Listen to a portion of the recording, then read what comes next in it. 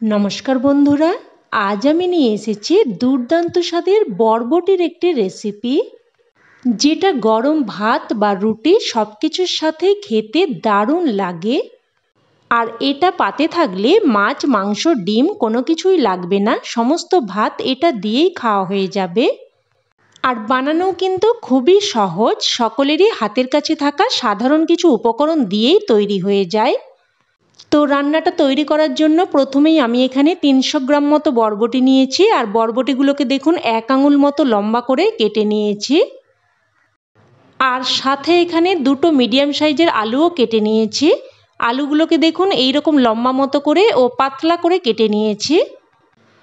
আর দুটো মিডিয়াম সাইজের পেঁয়াজকে এইরকম বড় বড় করে কেটে নিয়েছি। একটা পেঁয়াজকে প্রায় 4 থেকে 5 টুকরো মতো করে কেটে নিয়েছি। আর পেঁয়াজটা কিন্তু আমি কাটার আগেই ধুয়ে নিয়েছিলাম, আর আলু বরবটি কেটে ভালোভাবে ধুয়ে নিয়েছি। এবার গ্যাস অন করে কড়াই বসিয়ে দিয়ে দিয়েছি 2 চামচ মতো সর্ষের তেল। তেল ভালোভাবে গরম হয়ে আসলে এবার এর মধ্যে কেটে ধুয়ে রাখা আলুগুলো দিয়ে দিলাম। আলুগুলো দিয়ে নাড়াচাড়া করে মিশিয়ে নিচ্ছি। এবার একটা ঢাকনা দিয়ে মিডিয়াম ফ্লেমে আলুগুলোকে প্রায় 2 মিনিট মতো ভেজে নেব। তো 2 মিনিট পর ঢাকনা তুলে নিলাম। আর আলুগুলো দেখুন হালকা ভাজা মতো হয়েছে। এবার এই অবস্থায় দিয়ে দিচ্ছি কেটে ধুয়ে রাখা বরবটি। সমস্ত বরবটিগুলো দিয়ে নাড়াচাড়া করে একটু মিশিয়ে নেব। মিশিয়ে নিয়ে মিডিয়াম ফ্লেমে আবারও একটা ঢাকা দিয়ে প্রায় 2 মিনিট মতো ভেজে নেব। আর এই সময় একটা মশলা রেডি করে নেব। তো মিক্সিং জারের মধ্যে নিয়ে নিচ্ছি কুচানো টমেটো। এখানে একটা মিডিয়াম সাইজের টমেটোকে কেটে দিয়েছি। দিয়ে দিলাম কয়েক টুকরো আদা, এখানে হাফ ইঞ্চি মতো আদাকে ছোট ছোট টুকরো করে দিয়েছি। আর দিয়ে দিয়েছি দুটো কাঁচা লঙ্কা। সব কিছুর একটা মিহি পেস্ট বানিয়ে নিয়েছি। আর এদিকে কিন্তু প্রায় 2 মিনিট মতো হয়ে গেছে। ঢাকনা তুলে নিলাম। আবারও একটু নাড়াচাড়া করে মিশিয়ে নিচ্ছি। মিশিয়ে নিয়ে এবার এর মধ্যে কেটে রাখা পেঁয়াজগুলো দিয়ে দিচ্ছি। সমস্ত কিছু দিয়ে এবার মিডিয়াম টু হাই ফ্লেমে অনবরত নাড়াচাড়া করে আলু, বরবটি, পেঁয়াজ সব কিছুকে একসাথে ভেজে নেব। আর কিন্তু ঢাকা দিয়ে রান্না করব না। তো দেখুন সমস্ত কিছুকে অনবরত নাড়াচাড়া করে ভেজে নিয়েছি। এবার এগুলো উঠিয়ে নিচ্ছি।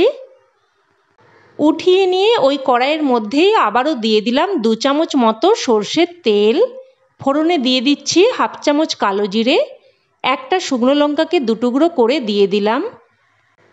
ফোড়নটাকে নেড়েচেড়ে কয়েক সেকেন্ড ভেজে নেব। ফোড়নটাকে কয়েক সেকেন্ড নাড়াচাড়া করে নিয়ে এবার এর মধ্যে দিয়ে দিচ্ছি রসুন। এখানে প্রায় 5-6 কোয়া মতো রসুনকে আমি হালকা থেতো করে দিয়েছি। এবার রসুনটা দিয়েও কয়েক সেকেন্ড নাড়াচাড়া করে ভেজে নেব, যতক্ষণ না পর্যন্ত রসুনের একটা সুন্দর ফ্লেভার বেরোচ্ছে। তো রসুনটাকেও কয়েক সেকেন্ড ভেজে নিয়ে এবার এর মধ্যে দিয়ে দিলাম তৈরি করে রাখা মশলার পেস্ট। মিক্সিং জারটা ধুয়ে অল্প একটু জলও দিয়ে দিলাম। এবার দিয়ে দিচ্ছি হাফ চামচ জিরের গুঁড়ো, হাফ চামচ ধনের গুঁড়ো আর হাফ চামচ লঙ্কার গুঁড়ো। এই রান্নাতে কিন্তু কোনো রকম হলুদ ব্যবহার করছি না, আপনারা চাইলে অল্প একটু হলুদ গুঁড়োও ব্যবহার করতে পারেন। তবে হলুদ ছাড়াই এই রান্নাটা খেতে কিন্তু বেশি ভালো হয়। তো বেশ কিছুক্ষণ নেড়েচেড়ে মশলাটাকে দেখুন ভালোভাবে কষিয়ে নিয়েছি। আবারও একটু নাড়াচাড়া করে মিশিয়ে নিলাম। এবার এর মধ্যে দিয়ে দিচ্ছি 1 চামচ বেসন। এবার বেসনটা দিয়ে লো টু মিডিয়াম ফ্লেমে অনবরত নাড়াচাড়া করে বেশ কিছুক্ষণ কিন্তু ভেজে নেব, যাতে করে বেসনের কাঁচা গন্ধটা একদমই চলে যায়।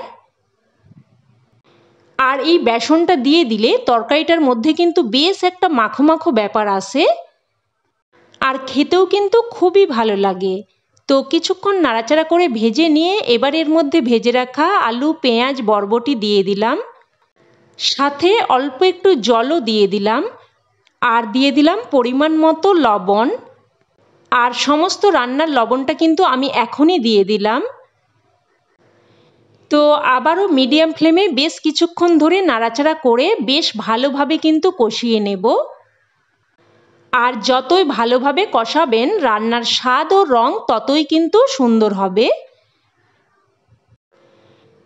তো দেখুন বেশ সুন্দরভাবে কিন্তু কষিয়ে নিয়েছি। আবারও একটু নাড়াচাড়া করে মিশিয়ে নিলাম। এবার এর মধ্যে দিয়ে দিচ্ছি পরিমাণ মতো গরম জল। আর এই তরকারিটা কিন্তু বেশি ঝোলঝোল মতো হবে না, একটু মাখো মাখো হবে। আর আলু বরবটি প্রায় কিন্তু 50% মতো সেদ্ধ হয়ে গেছে, আর 50% মতো সেদ্ধ হবে। তো সেই মতো বুঝেই জলটা কিন্তু দিয়ে দিতে হবে। আর আমি এখানে কিন্তু প্রায় হাফ বাটি মতো গরম জল ব্যবহার করেছি। এবার একটা ঢাকা দিয়ে মিডিয়াম ফ্লেমে আবারও কিন্তু 5 থেকে 6 মিনিট মতো রান্না করে নেব। তো প্রায় কিন্তু 5 থেকে 6 মিনিট মতো রান্না করে নিয়েছি। আবারও একটু নাড়াচাড়া করে মিশিয়ে নিচ্ছি। আর দেখুন আলু কিন্তু ভালো মতো সেদ্ধ হয়ে গেছে। আর বরবটি সেদ্ধ হতে তো বেশি সময় লাগে না। এবার এর মধ্যে দিয়ে দিচ্ছি অল্প একটু চিনি, এতে করে স্বাদটা সুন্দরভাবে ব্যালেন্স হবে। তবে তরকারিটা কিন্তু একটু মিষ্টি লাগবে না। তবে আপনারা যদি রান্নাতে একদমই মিষ্টি অপছন্দ করেন সেক্ষেত্রে কিন্তু চিনিটা বাদও দিয়ে দিতে পারেন। তো চিনিটা দিয়ে ভালোভাবে মিশিয়ে নিলাম। এবার এর মধ্যে দিয়ে দেব হাফ চামচ আমচুর পাউডার। এতে করে তরকারিটা খেতে কিন্তু বেশ মুখরোচক হবে। তবে আপনারা এখানে আমচুর পাউডারের পরিবর্তে কিন্তু পাতিলেবুর রসও ব্যবহার করতে পারেন। তবে লেবুর রস বা আমচুর পাউডার যে কোনো কিন্তু একটা অবশ্যই দিয়ে দেবেন, তাতে করে খেতে বেশ ভালো লাগবে। এবার আমি সবশেষে দিয়ে দিয়েছি হাফ চামচ গরম মশলার গুঁড়ো আর কিছু কুচানো ধনেপাতা। আর এই তরকারিটা নুন টক ঝাল খেতে কিন্তু বেশ মুখরোচক হবে, তাই লবণ আর ঝালটা অবশ্যই আপনারা আপনাদের স্বাদ মতো দিয়ে দেবেন। তো গরম মশলার গুঁড়ো আর কুচানো ধনেপাতাটা দিয়ে ভালোভাবে মিশিয়ে নিলাম। আর রান্না কিন্তু এখন একদম তৈরি। এবার এটা গরমাগরম ভাত বা রুটি সব কিছুর সাথেই পরিবেশন করতে পারেন। খেতে কিন্তু একদম দারুণ লাগে। আর আপনাদের কাছেও এইভাবে এই রান্নাটা কিন্তু অবশ্যই একবার বানানোর অনুরোধ রইল। আর বাড়িতে বানিয়ে থাকলে কমেন্টে জানাতে যেন ভুলবেন না খেয়ে আপনাদের কেমন লাগলো। আর বন্ধুরা আজকের রেসিপি আপনাদের যদি ভালো লেগে থাকে প্লিজ একটা লাইক দিয়ে দেবেন। আর চাইলে বন্ধুবান্ধব আত্মীয় স্বজনের সাথে শেয়ারও কিন্তু করতে পারেন। আর চ্যানেলের নতুন বন্ধু হয়ে থাকলে চ্যানেলটি সাবস্ক্রাইব করে সাথে থাকার অনুরোধ রইল। তো আজ তাহলে এই অবধি। আবারও অন্য কোনো রেসিপিতে দেখা হবে। ততক্ষণে সকলে ভালো থাকবেন, সুস্থ থাকবেন আর সকলকে ধন্যবাদ।